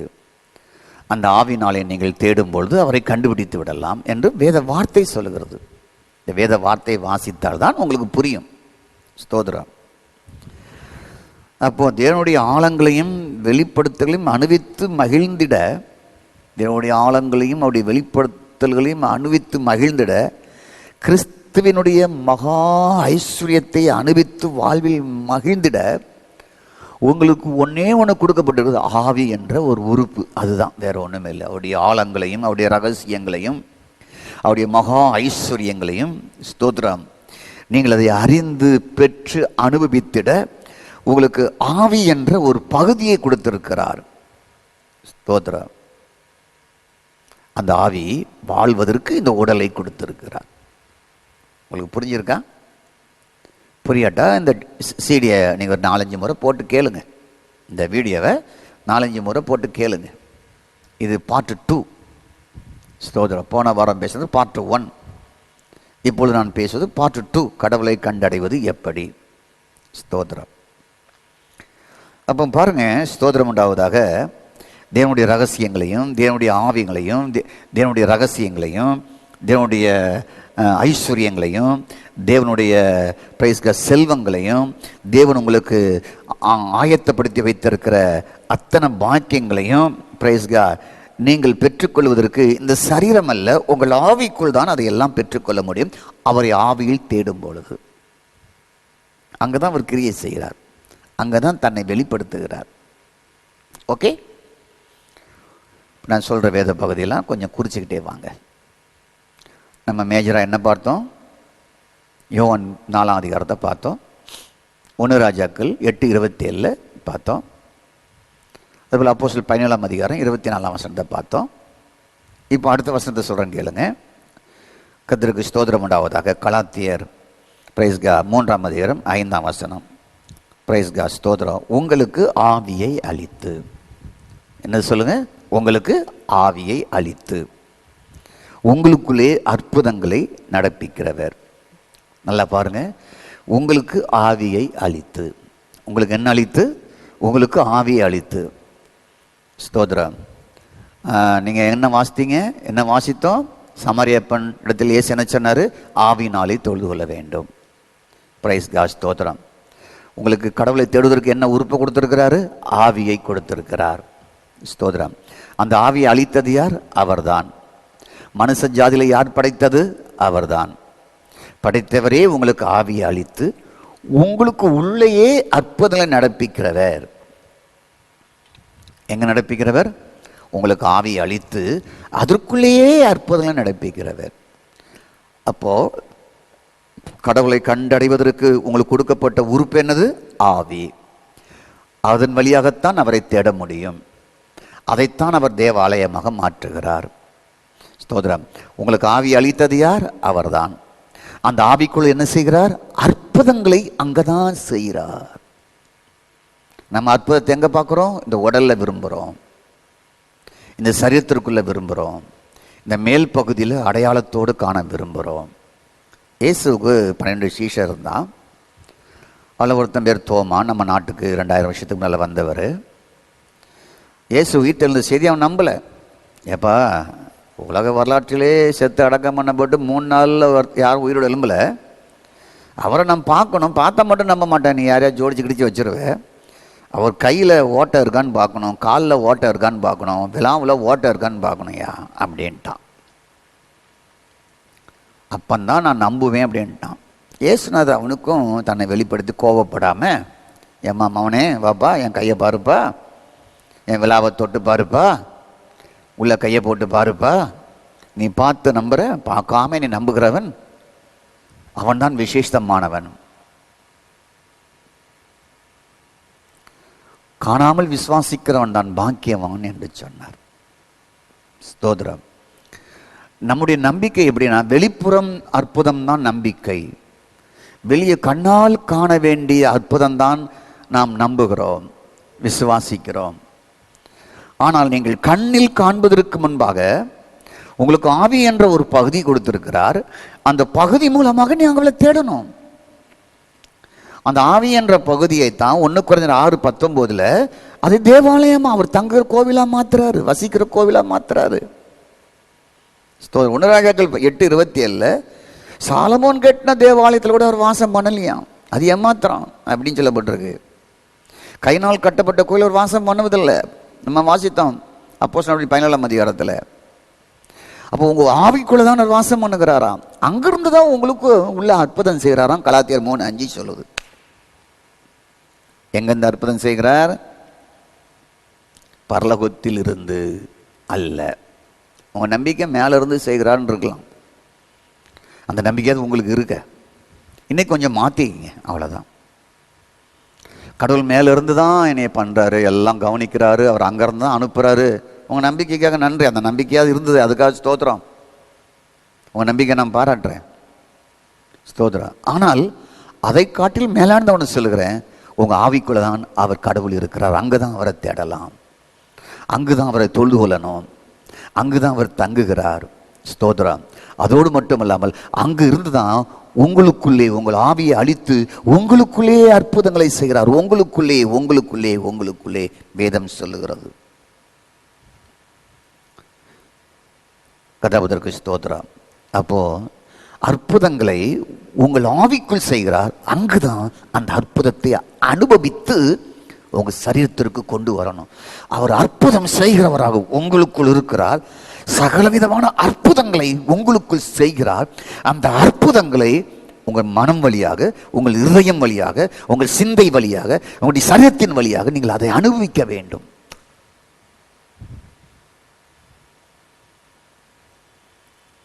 கதாபதற்கு ஸ்தோத்திரம். அப்போ அற்புதத்தை எங்க பண்ணுகிறார்? உங்க ஆவிக்குள் பண்ணுகிறார். அப்போ ஆவியில் பெற்றுதான் ஆத்மாவிலையும் சரீரத்திலையும் அதை அனுபவிக்க முடியும். இது எப்படின்னு உங்களுக்கு புரியலன்னா, கிறிஸ்தவரில் இருந்தால் உங்களுக்கு புரியும். நீங்கள் ஒரு நாள் இயேசுவை ஏற்றுக்கொண்டீங்க, இயேசு என்னை ரட்சித்தாருன்னு சொன்னீங்க, இயேசு என் பாவத்தை மன்னிச்சிட்டாருன்னு சொன்னீங்க, என் பழைய வாழ்க்கையெல்லாம் போயிட்டுன்னு சொன்னீங்க. எப்படி? எல்லாம் உங்களுக்கு உள்ளே நடந்தது. ரட்சிப்பு உள்ளே நடந்தது, மனம் திரும்புதல் உள்ளே நடந்தது, பாவ மன்னிப்பு உள்ளே நடந்தது, கெட்டவைகளெல்லாம் விடுவதெல்லாம் உள்ளே நடந்தது, புது மகனாக புது மகளாய் மாறுவதெல்லாம் உள்ளே நடந்தது. உள்ளே நடந்ததை நீங்கள் அடக்க முடியாமல் இந்த சரீரத்தின் வழியாக நீங்கள் வெளிப்படுத்துறீங்க. இயேசு என்னை ரட்சித்தார், இயேசு என் பாவத்தை மன்னித்தார், எனக்கு புது வாழ்க்கை தந்தார், நான் மறுபடியும் பிறந்து ஜெனிப்பிக்கப்பட்டேன். உங்கள் வாயால் திருச்சபையில் சமூகத்தில் சாட்சி சொல்கிறீங்க, என் லைஃப் அவர் மாற்றிட்டாருன்னு சொல்லி. வெளியே ஒன்றும் இல்லை, உள்ளதான் மாறுது. அதான் உள்ளதான் முதல்ல அற்புதம். மனம் திரும்புதல் உள்ளதான். உங்களுக்கு அற்புதம் முன்னால தான். உங்களுக்கு அற்புதம் வேணுமா? இப்பொழுதே கட்டளையிடுகிறேன். ஆண்டவரே, இந்த செய்தியை கேட்கறது அப்படி மக்களுக்கு, ஓ காட், அவருக்குள்ளே இருந்து அற்புதங்களை செய்யுங்க. அற்புதத்தை செய்யும்படியாக நான் கட்டளையிடுகிறேன். அவருடைய உடல் நோய்கள் இருக்கும் என்றால், ஓ காட், உடலில் சர்வ வியாதிகள் இருக்கும் என்றால், அவரை அச்சுறுத்துகிற, உடலை பலவீனப்படுத்துகிற, உடலை நோக செய்கிற, உடலுக்குள் பலவிதமான கட்டுகளோடும் வியாதிகளோடும் இருப்பார் என்றால், அத்தனை கட்டுகளையும் நசனா இயேசுவின் நாமத்தில் கட்டளையிடுகிறேன். அவையெல்லாம் விலகி போவதாக. இப்பொழுது கேட்கிற ஜனங்களுக்குள்ளே, அவருடைய ஆவிக்குள்ளேயே நீர் அற்புதங்களை நடப்பீங்க ஆண்டவரே. அவருடைய உள்ளுக்குள்ளே என்னென்ன அற்புதம் நடக்க வேண்டுமோ, அவருடைய உள்ளுக்குள்ள இருக்கிற ஒவ்வொரு பேர்பாட்ஸுக்குள்ளேயும், ஒவ்வொரு அவயங்களுக்குள்ளேயும் நீர் அற்புதங்களை செய்யுங்க. வார்த்தையினால் ஆண்டவரை விடுவீங்க. அதற்காக நான் கட்டளையிடுகிறேன், கட்டளையிடுகிறேன், கட்டளையிடுகிறேன். அப்படி நடக்கட்டும் ஆண்டவரே. ஆமென். ஸ்தோத்திரம். அப்போ கடவுள் எங்கே? தூணிலும் இருப்பார், துருமையிலும் இருப்பார். அந்த நம்பிக்கைக்காக நன்றி. சரி, ஆனால் அதை கொஞ்சம் மாற்றிக்குவோம். கதிராவதற்கு ஸ்தோத்திரம். முதல்ல கடவுள் எங்கே இருக்கிறது? ஆதியிலே வார்த்தை இருந்தது, அந்த வார்த்தை தேவனாய் இருந்தது. Price God. அவர் தேவனோடு இருந்தார், அவருக்குள்ளிருந்து ஜீவன் இருந்தது. அவர் எந்த மனுஷனையும் பிரகாசிக்கிற மெய்யான ஒளி.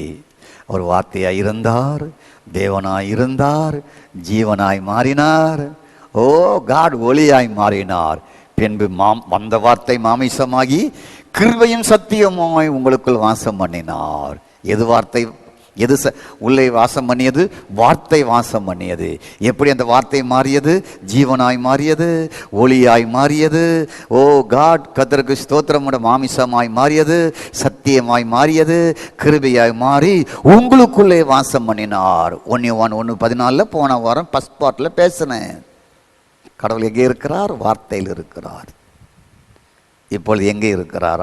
ஆவியில் இருக்கிறார். கடவுளை எங்கே தேடணும்? வார்த்தையில் தேடணும். கடவுளை எங்கே தேடணும்? ஆவிக்குள்ள அவரை தொழுது கொள்ளணும், தேடணும். வேறு எந்த மந்திரம், தந்திரம், சூத்திரம், தலையில் நிற்பது, உருண்டு பெருள்வது, ஓடுவது, கத்துவது, அதெல்லாம் ஒன்றும் இல்லை. ரொம்ப சிம்பிளாக வச்சிருக்கிறார். அவரை கண்டுபிடிக்கிற வழி ரொம்ப இலகுவானது. ஆகவே தான் சொன்னார், என் முகம் இலகுவானது என்று சொன்னார். சிம்பிளாக இருக்குது அப்படின்னார். என்னிடத்தில் கற்றுக்கொள்ளுங்கள் என்று சொன்னார். கதிராமத்திற்கு ஸ்தோத்திரம் உண்டாவதாக. ஆகவே கடவுள் எதில் இருக்கிறார்? வார்த்தையில் இருக்கிறார். கடவுள் எங்கே இருக்கிறார்? ஆவியில் இருக்கிறார்.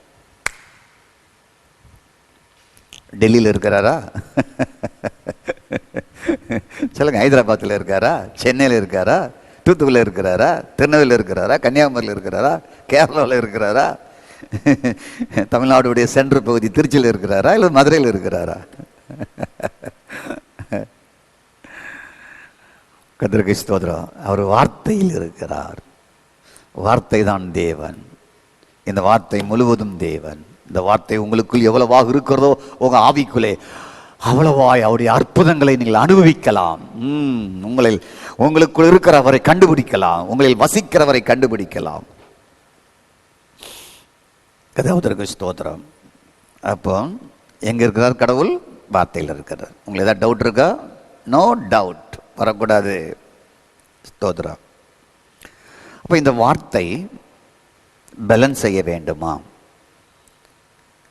ஆண்டவர் நமக்கு வார்த்தையை அச்சடித்து கொடுத்திருக்கிறார். ஸ்தோத்திரம்.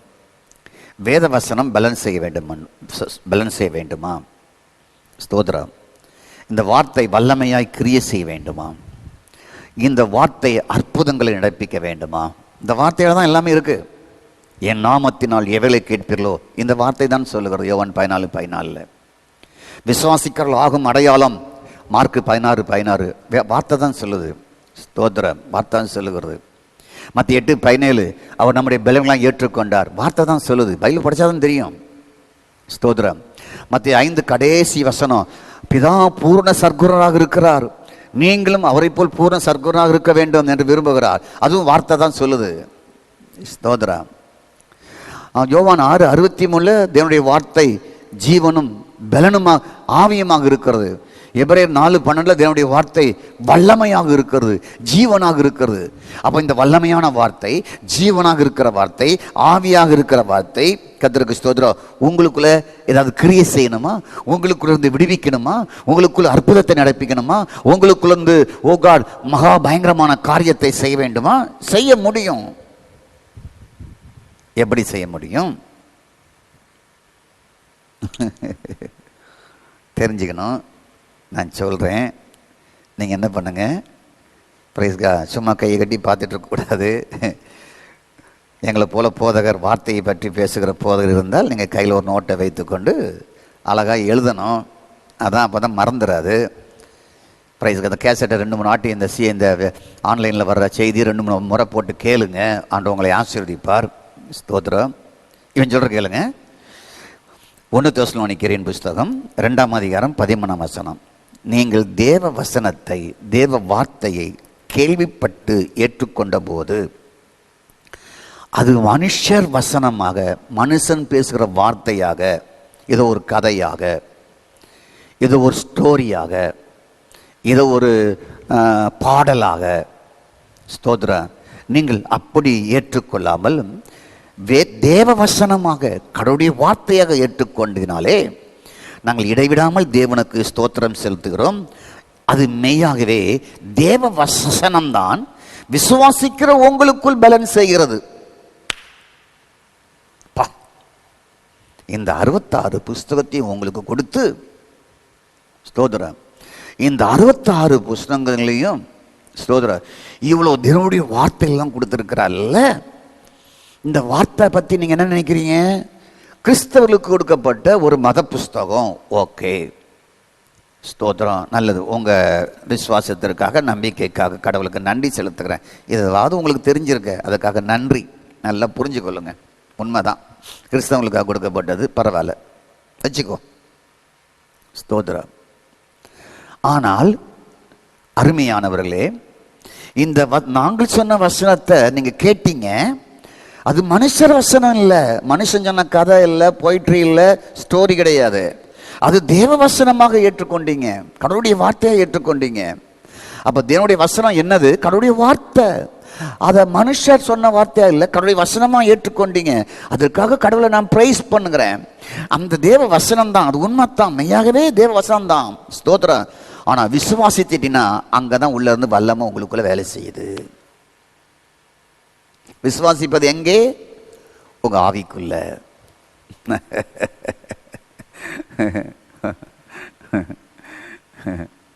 தேவன் எங்கே இருக்கிறார்? எங்கே இருந்து அவரை தேட வேண்டும்? ஆவிக்குள் அவரை தேட வேண்டும். ஆவினால் தொழுது கொள்ள வேண்டும். ஆவினால் அவரை தேட வேண்டும். ஆவினால் அவரை ஜெபம் பண்ண வேண்டும். ஸ்தோத்திரம். கடவுள் எங்கே இருக்கிறார்? வார்த்தையில் இருக்கிறார். அவர் எங்கே தங்கி இருக்கிறார்? உங்க ஆவிக்குள் தங்கி இருக்கிறார். ஸ்தோத்திரம். அவர் எங்கே வல்லமையா, அங்கே அவர் எங்கே அற்புதம் செய்கிறார்? உங்களுக்குள்ளே அற்புதம் செய்கிறார், உங்களுடைய ஆவிக்குள்ளே அற்புதம் செய்கிறார். ஓகே, ஸ்தோத்திரம். இந்த வார்த்தை எப்படிப்பட்ட வார்த்தை? தேவ வார்த்தை, தேவ வசனம், மனுஷர் வசனம் அல்ல. நீங்கள் தேவனுடைய வார்த்தையாக, கடவுள் பேசின வார்த்தையாக நீங்கள் ஏற்றுக்கொள்ளும் பொழுதுதான் எங்களுக்கு சந்தோஷம், எங்களுக்கு மகிழ்ச்சி. கர்த்தரை நாங்கள் துதிப்போம். மெய்யாகவே அது தேவனுடைய வார்த்தை தான், தேவனுடைய வசனம் தான், கடவுள் பேசிய வார்த்தை தான். கடவுளுடைய வார்த்தை என்று விசுவாசிக்கிற உங்களுக்குள்ளேயே அது வல்லமையாய் பலன் செய்கிறது. இதுக்கு மேலே என்னங்க? உங்களை வல்லமையை உங்களுக்குள்ள பேலன்ஸ் செய்ய, உங்களுக்குள்ள அற்புதம் நடக்க 10 பேர் உங்கள் தலைமையில கையை வைத்து ஓ காட் ஜோம் பண்ணதான் உள்ள இறங்கு நினைக்காதீங்க. அது நம்பணும். ஒரு காலத்தில் பரவாயில்ல, நம்புனீங்க, பரவாயில்ல, நன்றி. அந்த நம்பிக்கைக்காக ஸ்தோத்திரம். கடவுள் உங்களை ஆசீர்வதிப்பாராக. ஸ்தோத்திரம். ஆனால் அடுத்த ஸ்டெப்புக்கு போவோம். நம்ம மேல 10 பேர் கையை வைத்து ஜோம் பண்ண அந்த ஸ்டெப்பை விட்டுட்டு 10 பேர்ட்ட சொல்லி எங்களுக்காக ஜோம் பண்ணுங்க, என் புருஷனுக்காக ஜோம் பண்ணுங்க, என் மனைவிக்காக ஜோம் பண்ணுங்க, என் புள்ள மனம் திரும்பணும் ஜோம் பண்ணுங்க, நான் ஒரு வீடு வாங்கணும் ஜோம் பண்ணுங்க, நான் கார் வாங்கணும் ஜோம் பண்ணுங்க, எனக்கு வேலை கிடைக்கணும் ஜோம் பண்ணுங்க, என் வயிற்று வலி போகணும் ஜோம் பண்ணுங்க, என் கிட்னி சுகமாகணும் ஜோம் பண்ணுங்க, என் கேன்சர் சுகமாகணும் ஜோம் பண்ணுங்க. 10 பேர்ட்ட ஜோன்னீங்க, 50 பேர்ட்ட சொன்னீங்க, எழுதி போட்டீங்க. அது ஒரு காலம். ஆனால் இப்போ ஒரு காலம் சொல்கிறேன், கவனமாக கேளுங்க. நீங்கள் வளர்கிற காலம். ஸ்தோத்திரம். கடவுளை எங்கே கண்டுபிடிக்கலாம்? வார்த்தையில் கண்டுபிடிக்கலாம். அவர் எங்கே வாசம் பண்ணுகிறார்? அவரை எப்படி தொழுது கொள்ளணும்? ஆவியில் தொழுது கொள்ள வேண்டும். அவர் எங்கே தங்கியிருக்கிறார்? ஆவிக்குள்ளே தங்கியிருக்கிறார். ஸ்தோத்திரம். அவர் எங்கே அற்புதம் செய்கிறார்? உங்களுக்குள்ளே, உங்கள் ஆவிக்குள்ளே அற்புதம் செய்கிறார். ஸ்தோத்திரம். கடவுள் எதில் இருக்கிறார்? வார்த்தையில் இருக்கிறார். அந்த வார்த்தையை கடவுளுடைய வார்த்தையாக, தேவனுடைய வார்த்தையாக நீங்கள் விசுவாசிக்கும் பொழுது இந்த வார்த்தையில் என்ன இருக்கு? எபிரேயர் 4:12 வல்லமை இருக்கு. அந்த வல்லமையுள்ள வார்த்தை என்ன செய்யும்? உங்களுக்குள்ளேயே இருந்து பலன் செய்யும், உங்களுக்குள்ளேயே இருந்து கிரியை செய்யும், உங்களுக்குள்ளே இருந்து அற்புதம் நடப்பிக்கும், உங்களுக்குள்ளே இருந்து உங்களை சீமானா மாற்றும், உங்களுக்குள்ளேயே இருந்து சின்னவனாக இருக்கிறவங்களை 1000ங்களுக்கு அதிபதியாக மாற்றும், 10000ங்களுக்கு அதிபதியாக மாற்றும். அது உங்களுக்குள்ளே இருந்து பெருமூச்சை நீக்கும், அது உங்களுக்குள்ளே இருந்து அற்புதம் நடப்பிக்கும், அது உங்களுக்குள்ளே இருந்தே விடுவிக்கும், அது உங்களுக்குள்ளே இருந்தே உங்களை சீமானாக்கும், அது உங்களுக்குள்ளே இருந்தே உங்களை மேன்மைப்படுத்தும், உயர்ந்த நிலைமைக்கு கொண்டு செல்லும். இதுதான் வேற என்ன யாருக்கு கடவுளை தேட வழி? ஹலோ, இருக்கீங்களா? புரியுதா? இந்த கேசட்டை, இந்த ஆன்லைனில் வர பகுதி 2 கடவுளை கண்டடைவது எப்படி 4-5 முறை போட்டு கேட்கணும். அப்பந்தான் இங்கே ஏறும், இங்கே ஏறி இங்கே வரும். ஸ்தோத்திரம். ஒரு குழந்தை அவங்க அப்பாவுக்கா ஜோமனு தான், ஏசப்பா எங்கள் அப்பாவுக்கு நீங்கள் ஒரு அடி இறங்கி வாங்க, ஒரு அடி இறங்கி வாங்கன்னு சொல்லி குழந்தைய பார்த்து, என்னம்மா அப்பா கிட்ட கடவுள் ஒரு அடி இறங்கி வாங்க, ஒரு அடி இறங்கி வாங்கன்னு சொன்னி என்னம்மான்னு கேட்டாரான். இல்லைப்பா, கடவுள் உனக்கு இங்கே இருக்காருப்பா, ஒரு அடி இறங்கி வந்தாருன்னா இங்கே வந்துடுவார், நீ நல்ல அப்பாவாக மாறிடுவீங்க அப்படின்னாலும். நம்ம கடவுளை குறித்த அறிவில் இல்லை, ஆவியில் தான் கடவுளை கண்டடைய முடியும். அறிவில் தேடக்கூடாது, உங்கள் ஆவியில் தேடணும். உங்கள் புத்தியில் தேடக்கூடாது, உங்கள் ஆவியில் தேடணும். ஆவியில் தேடணும், ஆவியில் தேடணும். அறிவில் தேடணும்னா உபதேசத்தை தேடுவோம். அறிவில் தேடுவோம் என்றால் ஊழியரை தேடுவோம். அறிவில் தேடுவோம் என்றால் பிரைஸ் காட், ஸ்தோத்திரம் உண்டாவதாக, எந்த திருச்சபை நல்ல சபை என்று அந்த திருச்சபையை நோக்கி பயணம் பண்ணிக்கிட்டே இருப்போம், புண்ணிய பயணம் பண்ணிக்கிட்டே இருப்போம். ஸ்தோத்திரம். எந்த ஊழியர் நல்ல ஊழியர்னு சொல்லி செலக்ட் பண்ணி பார்த்துக்கிட்டே இருப்பீங்க. உங்களுக்கு எதுவுமே கடைசி வரைக்கும் நல்லாவே இருக்காது. ஆனால் அறிவில் சாமியை தேடக்கூடாது, புத்தியில் சாமியை தேடக்கூடாது, கடவுளை தேடக்கூடாது. உங்கள் ஆவியில் கடவுளை தேடணும். உங்கள் ஆவியில் அவரை தொழுகொள்ளணும். உங்கள் ஆவிக்குள்ளே தான் அவர் இருக்கிறார். உங்கள் ஆவிக்குள்ளே தான் அற்புதம் செய்கிறார். உங்கள் ஆவிக்குள்ள இந்த வார்த்தையின் தேவன் உள்ளே இருந்து பலன் படுகிறார், பலனாய் கிரியை செய்கிறார். வார்த்தை கொண்டு பலமுள்ள காரியத்தை உள்ளே அவர் செய்து கொண்டு இருக்கிறார். இதை தெரியாட்டா அப்புறம் எப்படி? பசங்களை கேட்டா, என்னடா பரீட்சைக்கு நல்லா படிச்சியா? நல்லா படித்தேன் மாமா. இதோட மார்க் எடுப்பேன், நான் 95 98 எடுப்பேன் மாமா. வீட்டுக்கு வந்தால் கேட்பான், அந்த வாத்தியார் சும்மா மோசமாக எடுத்துட்டாருமா. கடைசியில் வாத்தியார் மேலே பழிய போட்டுருவோம். பிரைஸ் காட், ஸ்தோத்திரம். அது மாதிரி நம்ம லைஃப் இருக்கக்கூடாது. கடவுளை நாம் சரியாய் தேடணும். வேதவசனம் உள்ளிருந்து பலன் செய்யணும். அது உள்ள ஆற்றல் உள்ளது, வல்லமை உள்ளது, சாதாரணமாக இல்லை, வல்லமை உள்ளது. ஆகவே தான் சங்கீதக்காரன் 1ஆம் சங்கீதத்தில் சொல்லுகிறார், இரவும் பகலும் அவருடைய வார்த்தையை தியானம் பண்ணுகிற மனுஷன் பாக்கியவான். வார்த்தை உள்ள இருந்தோடனே பாக்கியவான மாத்திரமையா? நீ தகர டப்பாவாக இருக்கலாம், உடைஞ்சு போன பாத்திரமாக இருக்கலாம், தங்க வீடு இல்லாத ஒரு பரதேசியாக இருக்கலாம், ஒன்றும் இல்லாத எதற்கும் உதவாத உன்னை பார்த்த ஒரு புண்ணாக்கு என்று சொல்லலாம், மண்ணாங்கட்டி என்று சொல்லலாம். உனக்கு மண்ணாங்கட்டி என்ற பேரையே வச்சிருக்கலாம். உன்னை புழு பிடித்தவனாக இந்த உலகம் பார்க்கலாம், அழுவிருக்கத்தக்கவனாக உன்னை பார்க்கலாம். ஆனால் உங்கள்கிட்ட ஒரு கிழிஞ்ச வேதாகமம் யாராவது கொடுத்தா, அந்த வேதாகமத்தை வாங்கக்கூட முடியலன்னு சொல்லி இருந்தாலும், ஒரு கிழிஞ்ச வேதாகமத்தை யாராவது கொடுத்தா அந்த வேதாகமத்தை வாசிக்க ஆரம்பிச்சிரு. அந்த இருக்கிற வார்த்தையில் தான் கடவுள் இருக்கிறார். உன் ஆவிக்குள் அந்த வார்த்தை உள்ள போகும் என்றால் அந்த வார்த்தை உனக்குள் அற்புதம் செய்யும், உனக்குள் பலமுள்ள காரியத்தை செய்யும். பலவீனன் என்று நீ இருக்க மாட்டாய், நீ பலவானாய் மாறுவாய். உன் பலவீனத்தில் அந்த வார்த்தை அதிக கிருபையை கொடுக்கும் உனக்கு.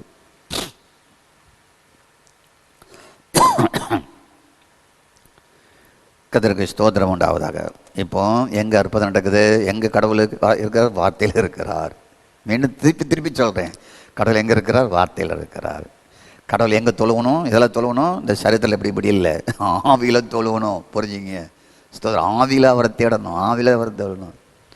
ஸ்தோத்திரம். அவர் எங்க வாசம் பண்ணுகிறார்? ஆவியில. ஆவிய தேவனுடைய ஆலயமாக்கி அங்க தங்குகிறாரு. ஸ்தோத்திரம். பிரைஸ் காட், ஸ்தோத்திரம். ஓ காட். அப்புறம் பிரைஸ் காட், அந்த ஆவியின் தேவன் உள்ளே இருந்து என்ன செய்கிறார்? உங்களுக்கு அற்புதங்களை நடப்பிக்கிறார். இந்த ஆவியின் இந்த வார்த்தை தான் தேவன். இந்த வார்த்தை உள்ள போக உள்ள போக உள்ள போக என்ன செய்யும்? உங்களுக்குள்ளே தேவ வசனம், தேவ வசனம், தேவ வார்த்தை அது உள்ளே இருந்து பேலன்ஸ் செய்யும், பேலன்ஸ் செய்யும், பேலன்ஸ் செய்யும், பேலன்ஸ் செய்யும். ஸ்தோத்திரம் உண்டாவதாக. அப்போ தொடர்ந்து இந்த சத்தியத்தை நம்ம ஒவ்வொரு வாரத்தும் பார்ப்போம் என்று நான் நினைக்கிறேன். கர்த்தருக்கு ஸ்தோத்திரம் உண்டாவதாக. Glory to God. அல்லேலூயா. கர்த்தருக்கு ஸ்தோத்திரம். இன்னொரு வசனத்தை நான் வாசிக்க விரும்புகிறேன். எனக்கு ரொம்ப ஃபேவரட்டியான வசனம், எனக்கு ரொம்ப பிடிச்சமான வசனம். ஸ்தோத்திரம். அதை நான் அடிக்கடி தினமும் நான் அறிக்கை செய்வேன். என் ஆவிக்குள்ள அந்த வசனத்தை அடிக்கடி நான் தேடுவேன். பிலிப்பியர் 2ஆம் அதிகாரம் 13ஆம் வசனம். தேவனோ தம்முடைய தயவுள்ள சித்தத்தின்படி விருப்பத்தையும் செய்கையும் உங்களில் உண்டாக்குறவராக இருக்கிறார். ஸ்தோத்திரம். நல்லா கவனிங்க. தேவனுடைய வார்த்தை, கடவுள் எதில் இருக்கிறார்? வார்த்தையில் இருக்கிறார். அவர் எங்கே வந்தார்? கிருபையும் சத்தியமாய் வார்த்தை உங்களுக்குள் வாசம் பண்ண வந்தார். உங்கள் ஆவியினாலே அவரை தேட வேண்டும். ஸ்தோத்திரம். ஆவியைத்தான் தேவாலயமாகி அங்கே குடியிருக்கிறார். சரி. அப்புறம் உங்களுக்குள்ளேயே அவர் அற்புதம் செய்கிறார். எங்கே வாசித்தோம்? கலாத்தியர் 3:5. அதுக்கப்புறம் எங்கே வாசித்தோம்? 2 தெசலோனிக்கேயர் 2:13. மிகாவே அது வேத வசனம்தான். அந்த வேத வசனத்தை நீங்கள் விசுவாசித்தபடியால் அது உங்களுக்குள்ளே பேலன்ஸ் செய்கிறது. உண்மைத்தான். இப்போது அடுத்த வேத வார்த்தை என்ன சொல்லுதுன்னா, தேவன் தம்முடைய தயவுள்ள சித்தத்தை, தம்முடைய தயவுள்ள சித்தத்தை, தயவுள்ள சித்தத்தின்படி அவருடைய விருப்பத்தை, அவருடைய செய்கையை, அவர் என்ன செய்யணும்னு விரும்புகிறாரோ அவர் என்ன விரும்புகிறாரோ அதெல்லாம் உங்களுக்குள் இருந்து செய்யணும்னு விரும்புகிறார். அவர் எதுக்கு வார்த்தையில் ஏன் கடவுள் இருக்கிறார்? அந்த வார்த்தையாகிய தேவன் எப்படி கிருபையும் சத்தியமாய் உங்களுக்குள் வந்து குடியிருக்கிறார். அந்த கிருபையும் சத்தியமாய் குடியிருக்கிற தேவன் இந்த வார்த்தையை கேட்பதனால் என்ன பிரயோஜனம்? Praise God. நீங்க அவருடைய வல்லமையை அனுபவிக்கிறீங்க, அவருடைய வெளிப்பாடை பெறுவீங்க, கர்த்தருக்கு ஸ்தோத்திரம், அற்புதங்களை பெறுவீங்க. அது பலன் செய்கிறது. அது மட்டுமா? Praise God. ஏன் உள்ள இருக்கிறார் என்றால் கடவுள் தன்னுடைய விருப்பத்தை, அவருடைய டிசைரை, அவருடைய செய்கையை, அவருடைய சித்தத்தை உங்களுக்குள்ள இருந்து இந்த உலகத்துக்கு செய்ய விரும்புகிறார்.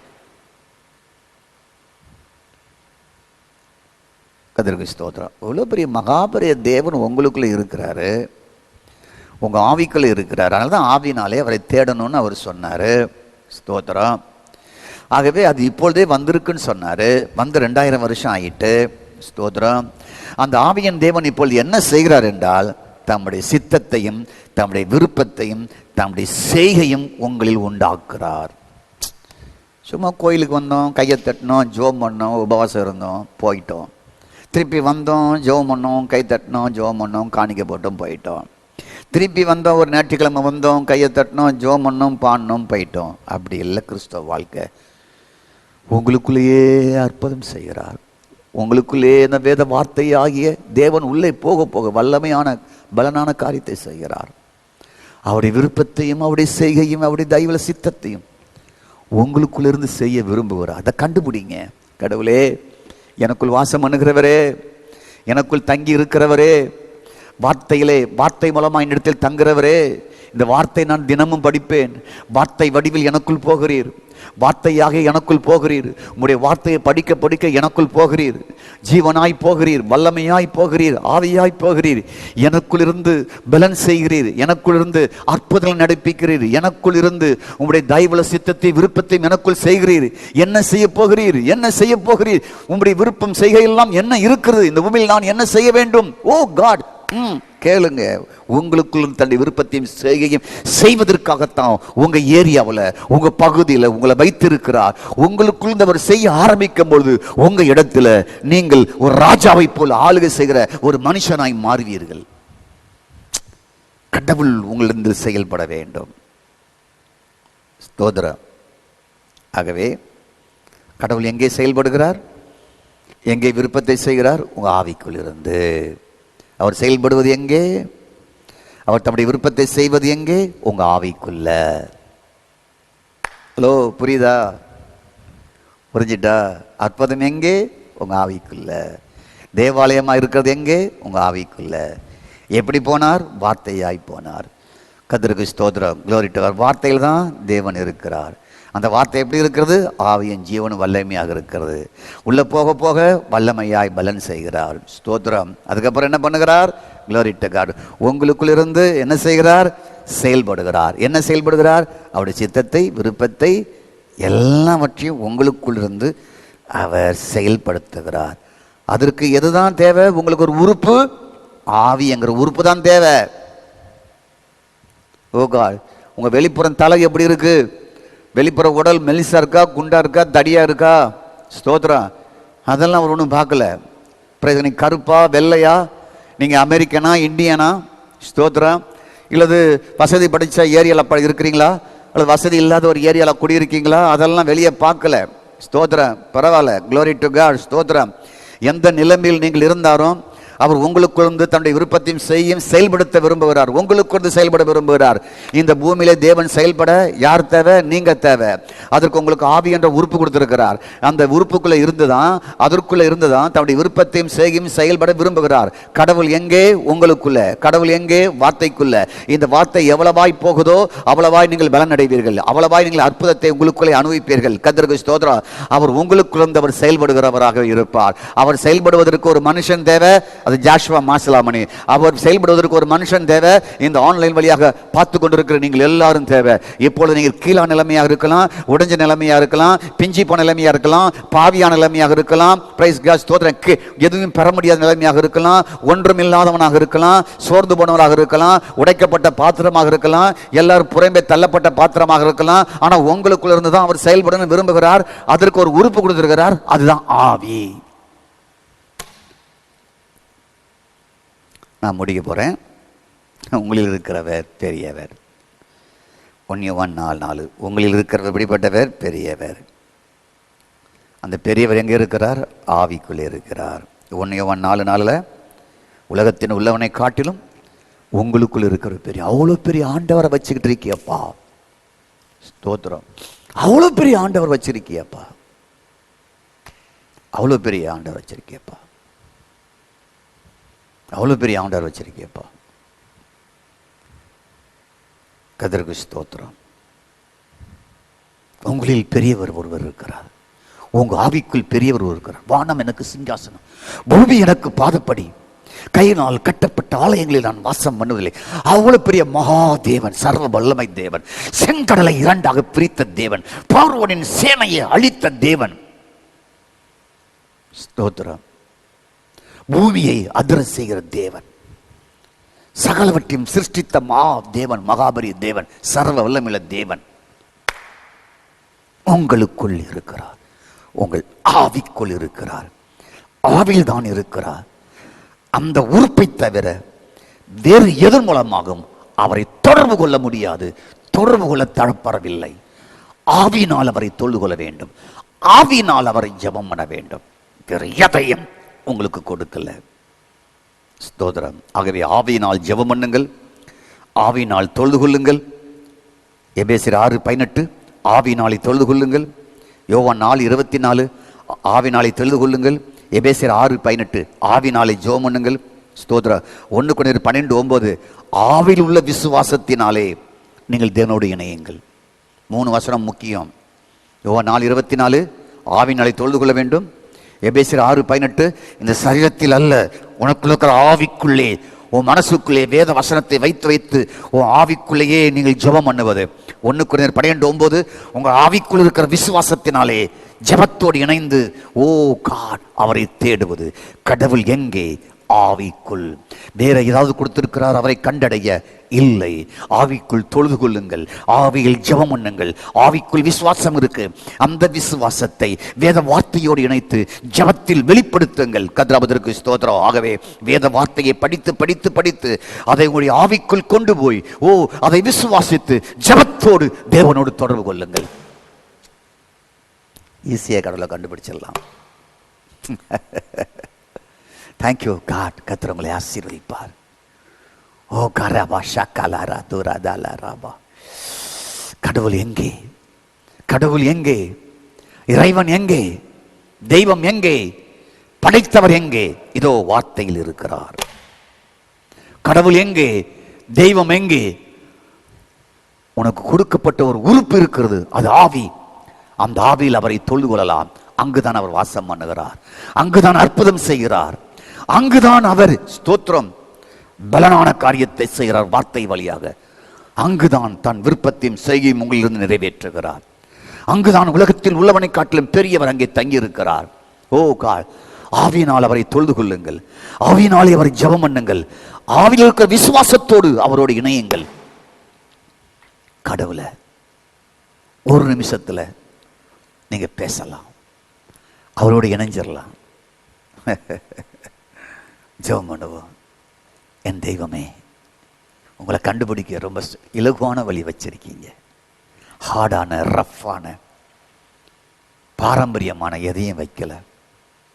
கடவுளை கண்டுபிடிக்க ஒரு 40 நாள் விரதம் இரு, ஒரு 50 நாள் விரதம் இரு, உன்னை பட்டினி போடு, நீ இதெல்லாம் செய் என்று மதங்கள் எங்களை கற்றுக் கொடுத்ததப்பா. ஆனால் பைபிளில் உங்களை தேட அந்த சமரியா அம்மா மூலமாக சிம்பிளா சொல்லி கொடுத்தீங்க. இப்பொழுதே வந்திருக்குமா, நீ ஆவினால் அவரை தொழுது கொள்ளுமா. அந்த மலையில தொழுது கொண்ட இவங்க இந்த மலையில தொழுது கொண்டாங்க. இல்ல, அப்பாவை ஆவினால் தொழுது கொள்ளு, அதுதான் அவருக்கு விருப்பம் என்று வெளிப்படுத்தி கொடுத்தவரே, எங்களுக்கு ஒரு உறுப்பை கொடுத்திருக்கீங்க, அது ஆவி. நாங்கள் ஆவியின் மனிதன். இந்த சரீரமாகிய கூட்டுக்குள் அந்த ஆவியின் மனிதன் இருக்கிறான். இந்த ஆவிக்குரிய மனிதனைத்தான் நீ தொழுகுல வச்சிருக்கீங்க. அவனைத்தான் நீங்க தேவாலயமா மாத்துறீங்க. அவனுக்குள்ள தான் அற்புதம் பண்றீங்க. அவனுக்குள்ள போகிற வசனத்தான் தான் பேலன்ஸ் செய்ய விரும்புகிறீங்க. அவனுக்குள்ள இருந்ததான் உங்களுடைய காரியத்தெல்லாம் செய்ய விரும்புறீங்க. இந்த உலகத்தில் இருக்கிற எல்லாரிலும் காட்ட நீர் பெரியவராக எங்களுக்குள்ள இருக்கிறீங்க. ஸ்தோத்திரம். Glory to God. ஆவியின் விசுவாசத்தோடு, ஆவியின் ஜெபத்தோடு, ஆவியில் தொழுது கொண்டு உம்மை அழகாக கண்டுபிடிக்க வழி ஏற்படுத்தி வைத்திருக்கிறீங்க. நன்றி, நன்றி, நன்றி. இயேசுவின் நாமத்தில் பிதாவே, ஆமேன். என் ஆத்துமாவே கர்த்தரை ஸ்தோத்திரி, என் முழுவலுமே பரிசுத்த நாமத்தை ஸ்தோத்திரி. என் ஆத்துமாவே கர்த்தரை ஸ்தோத்திரி. கர்த்தர் செய்த சகல உபகாரங்களையும் மறவாதே. நம்முடைய கர்த்தருடைய கிருபை, பிதாவாகிய தேவனுடைய அன்பு, பரிசுத்தனுடைய அன்பின் ஐக்கியம் நம்முடைய வேண்டும் எப்பொழுதும் இருப்பதாக. ஆமேன்.